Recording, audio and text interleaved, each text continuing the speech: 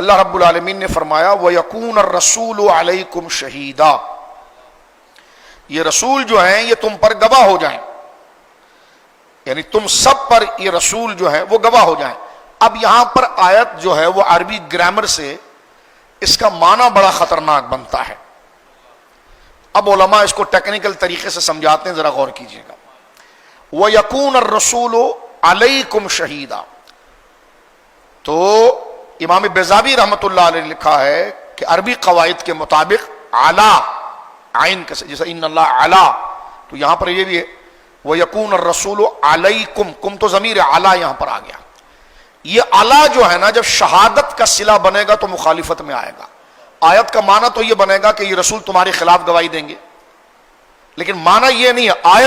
آیت کا گرامر کے حوالے سے، کیونکہ علا مخالفت کے لیے آتا ہے، مقابلے پر آتا ہے،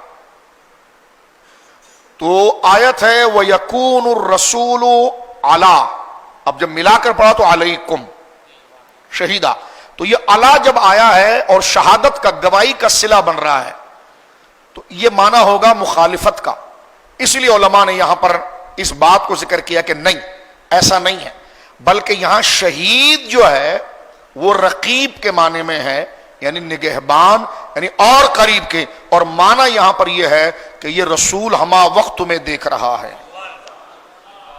کیونکہ اگر اس کو شہادت کے ساتھ صلہ علا کا معنی تو مخالفت کا معنی ہو جائے گا کہ یہ رسول اپنی امت کے خلاف گواہی دے گا۔